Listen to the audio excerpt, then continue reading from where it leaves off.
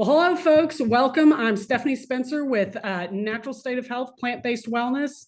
And I am a former cardiac RN, now plant-based educator. I'm board certified in lifestyle medicine.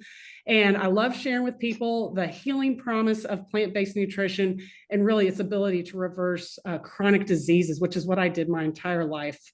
Chronic disease management for decades. And I'm pleased today to be joined with Vicki Brett-Gach of Ann Arbor Vegan Kitchen. Vicki's a plant-based certified chef, and she has more certifications than I can shake a stick at. She's certified in plant-based nutrition from the T. Colin Campbell program, also the Main Street Vegan Academy, and like about 20 other things. And she does a lot of work in person in the Ann Arbor community, and is a really celebrated plant-based chef. And so I'm really excited to be with her today. And yeah, so Vicki, how are things going with you in Ann Arbor today? I hear you got 8 inches of snow.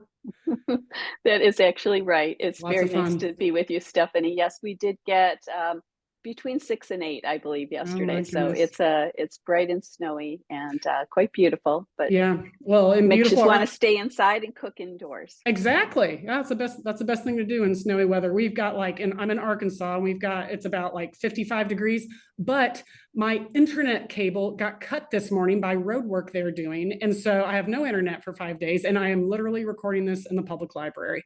So thank God for public Very libraries, but Absolutely. it's all good. The show must go on. So anyway, but yeah, so Vicki and I are going to team up today, and we're going to discuss a really important component of plant-based nutrition, and that is fiber. I think it's one of the most important aspects of our diet, and it's most frequently overlooked in the mainstream medical field. We usually focus on reductionistic little things and completely forget the role of fiber and dietary patterns. So I'm going to talk about that with some exciting visual aids.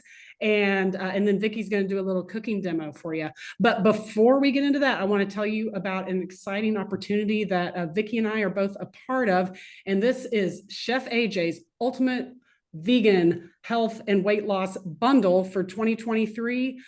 This is taking place between February 3rd and 13th. And it's a really exciting collaboration between, like, I think almost 100 plant-based contributors. There's going to be over 100 products that you'll get. This bundle is $49, and you'll get basically an email with a bunch of PDFs in it that you can just click each PDF. Each one is a course or a recipe ebook. Some of them are like access to live Zooms with plant-based doctors. There's a whole bunch of opportunities. My plant-based jumpstart course is included in the bundle, and that'll take you from knowing absolutely nothing about plant-based nutrition to knowing exactly what you need to eat every day. I've got resources for when you go see your non-plant-based physician. I got a lab worksheet for you so you know where you need to aim for with your lab work. And my 2-hour where do you get your protein class is included in this bundle. And so it's a lot of really good resources to set you on the path of plant-based nutrition. And also, if you have a loved one that is just not on the same page with you as plant-based, with this plant-based thing, sit them down and show them my first where do you get your protein video only. It's really good. I'm giving this presentation to a room full of people that are not plant-based. So it's fun, it's non-confrontational, it's a really good resource. Vicki, why don't you let them know what you have in the bundle? Thank you. Sure. Well, I'm really excited to be part of this as well. I mean, the amount of resource information is actually just staggering, and there's like $6,000 worth of information and courses and ebooks and more that's part of this program, and it's like a one-time only collection. It's only available for these 10 days. So I was really excited about it because I've actually produced a new cooking class that I included in this course that will be available later for a different price, but for this $49 that people can get everything for. It's kind of crazy.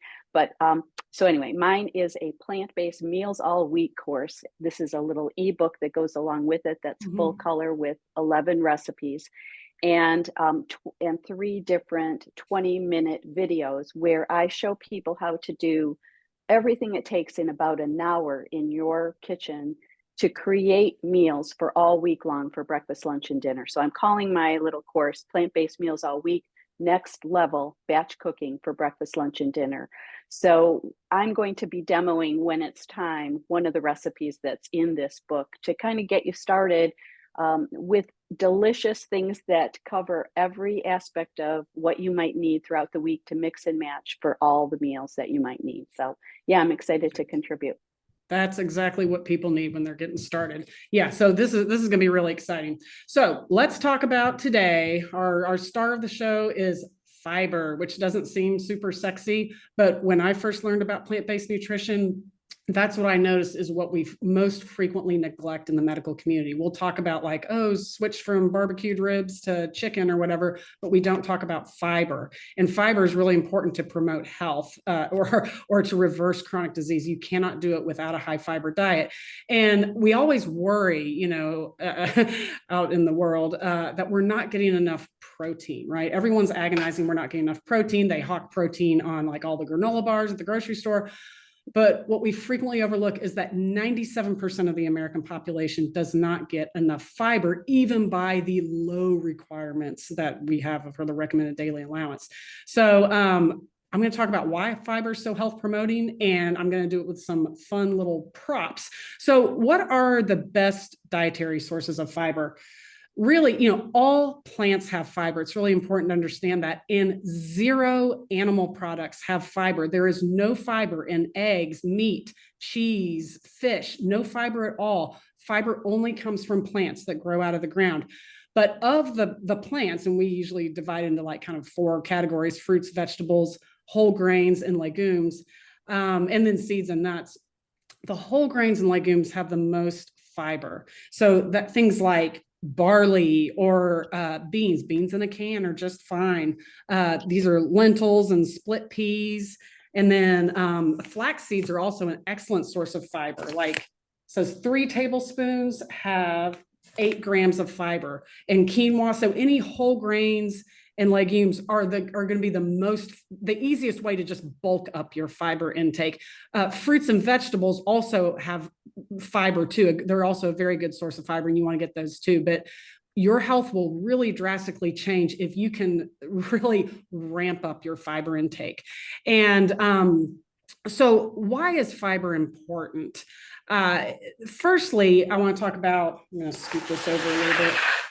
Fiber increases satiety. That's really important to make us feel full.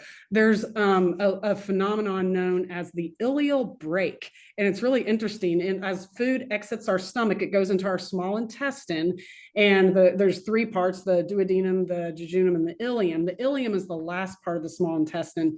And so if your body, if you're in your intestinal tract, if it senses that there's still food when it gets to the end of the small intestine, your gut feels like, oh, wait, I haven't finished my job. I can't accept any more food in until I get this digested. Okay. And so it will actually activate this phenomenon called the ileal brake, and it will put on the brakes on your appetite. And so you just don't feel like eating if your ileal brake is activated. But when we eat low fiber food, like for example, my last job, I used to always like go out to eat before I was plant-based.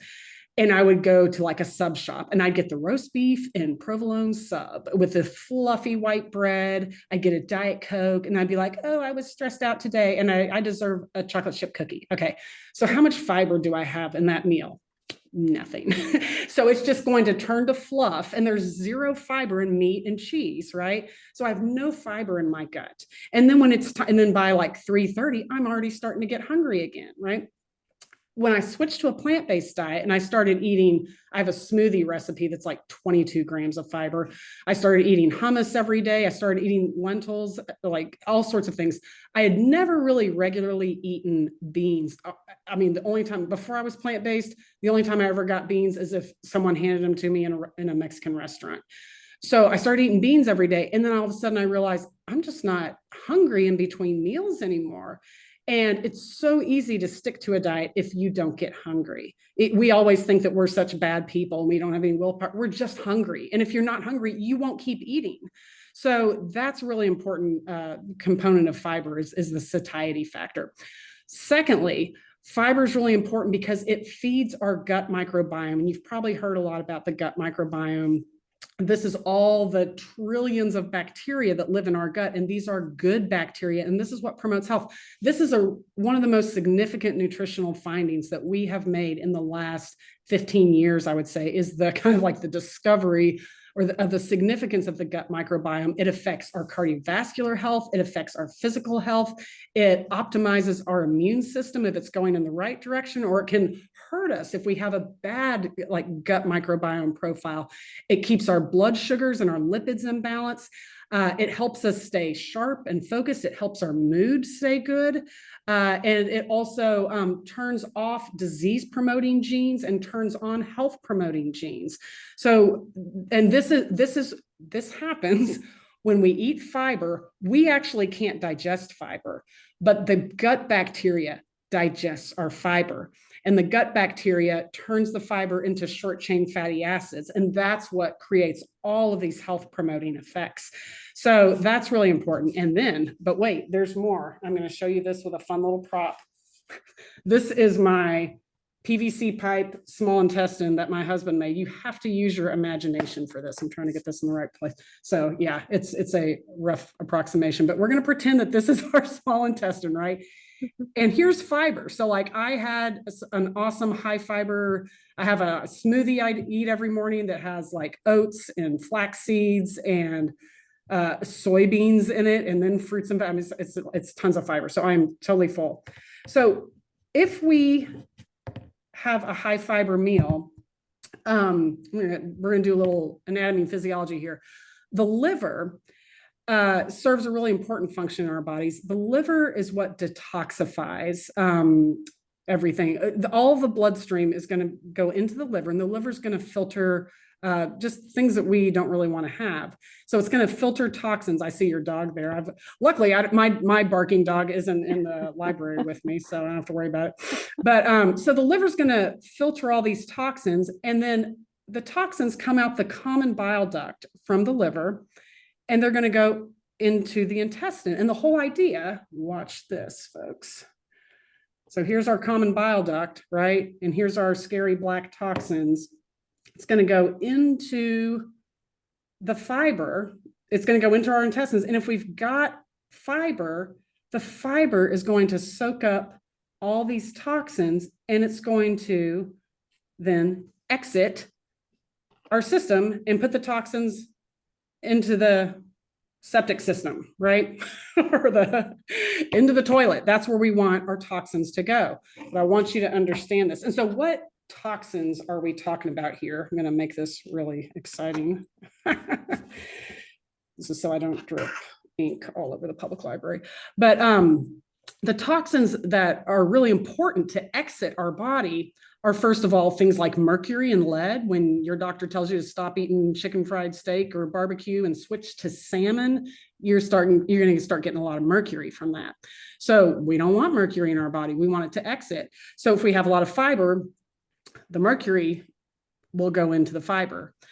Other toxins are excess cholesterol. Is anyone here worried that their cholesterol level's too low? No, we all have too much cholesterol, and we all know it, right? I always say, if you don't know what a statin is, you are like too young to be part of my demographic. But yes, all of us, if you're watching a plant-based cooking show about health, you know what a statin is. You know that you need your cholesterol to be lower.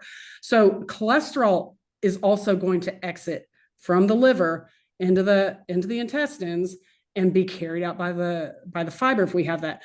Two other things we really want to get out of our body are estrogen, excess estrogen, and excess insulin-like growth factor 1. These are hormones that feed cancer.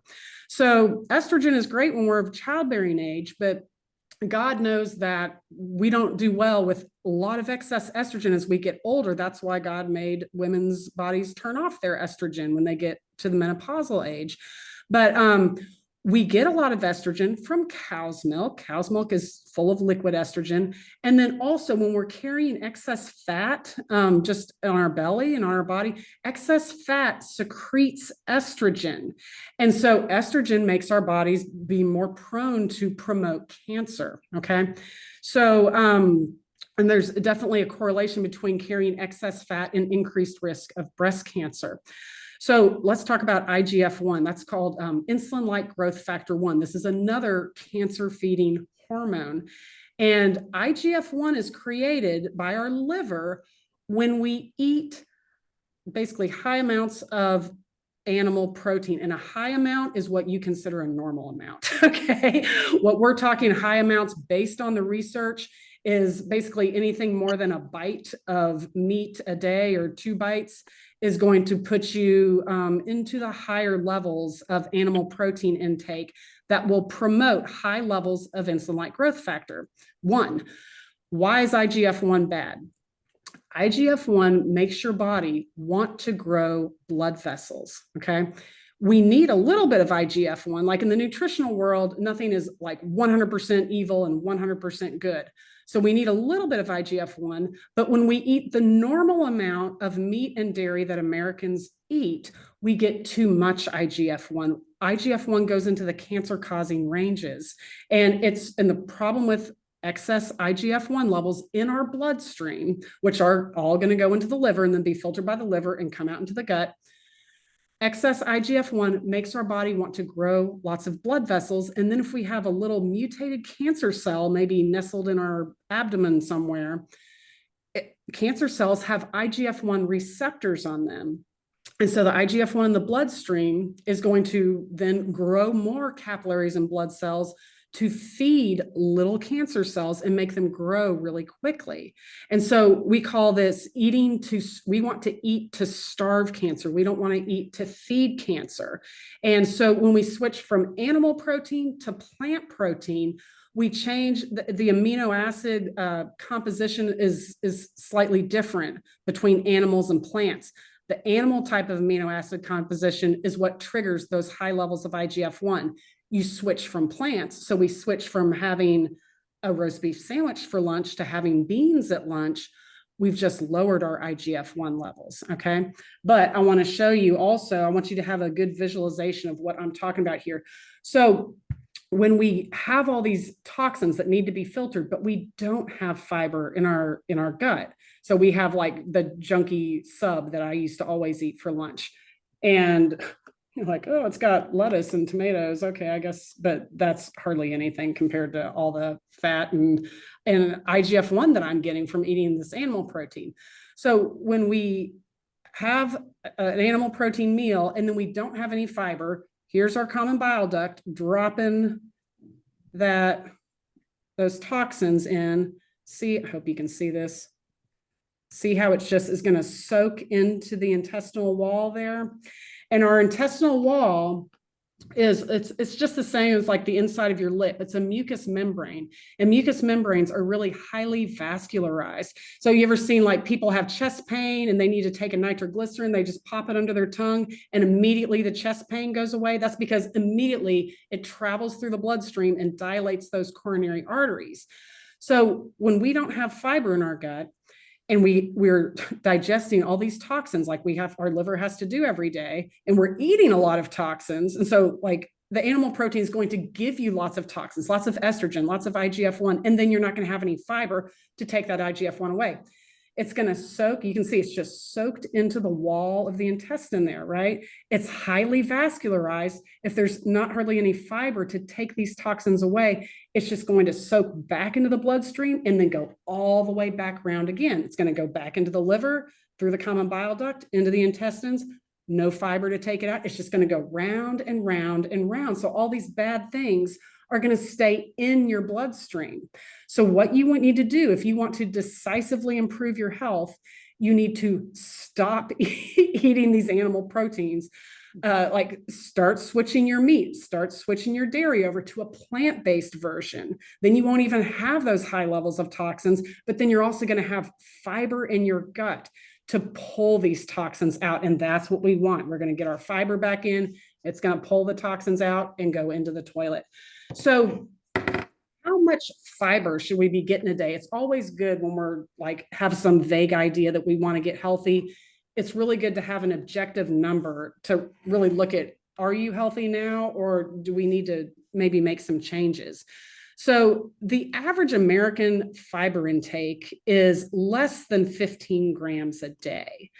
But what is recommended by like the RDA and everything is about 25 to 35 grams of fiber a day. And that's where like 97% of Americans don't even hit this 25 to 35 grams of fiber. Because once you eat animal products, they're really fatty. And so you're not hungry. They're like fat is very satiating. So you're like, oh, I don't need to eat anything else. You don't feel like you need any fiber. But when we take away the animal protein, then we feel like we need to eat something else or we're going to be hungry. So then we start really focusing on whole grains and legumes and stuff like that. So in the plant-based world, we really recommend that you aim for 40 to even up to 60 or more grams of fiber a day. That's where you'll start getting really decisive changes in your health. So what I recommend you do, if you're not sure if you need to really do this plant-based thing or not, start at tallying up how much fiber you get in your diet every day. You can do like these apps like MyFitnessPal or Chronometer. You put in, you just type in your food and it'll tell you how much fiber you're getting.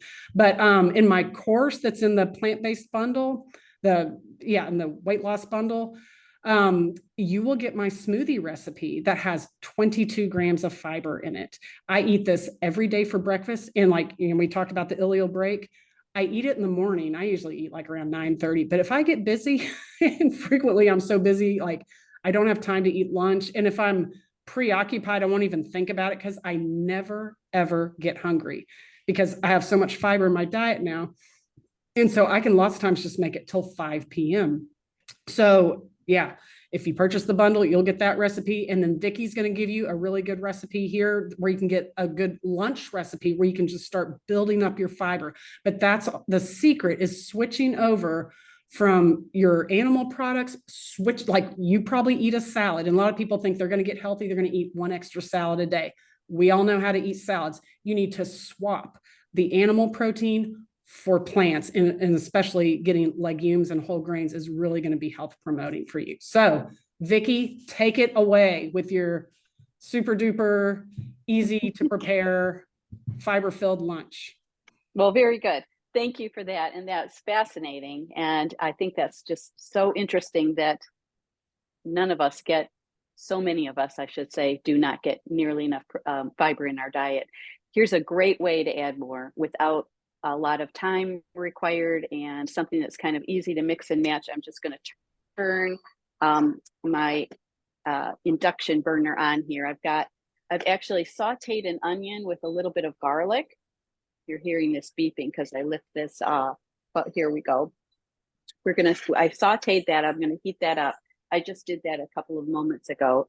And I actually just sauteed that in water and it gets that golden, even though there's no oil in it. So that's a nice way to get things started with your plant-based menu, to just saute an onion with some garlic. And this is how easy this is. Literally, I'm taking an onion and garlic and 2 cans of pinto beans. If you want to use a different kind of bean, you can use black beans or chickpeas or red beans, anything you like. And I just rinsed this and drained it. And I'm just going to add this now and all my other ingredients into this pan. This is how easy this is, with half of a cup of water. And that's just to kind of give it a little bit of liquid, since I rinsed off all that liquid from the cans. Then I'm going to add just a small can, an 8-ounce can of tomato sauce. And that's just going to get the party started here with a little bit of a sauce to get these beans along with the onions and garlic flavored. And here comes the fun part after that. So I'm just getting all that tomato sauce out of there.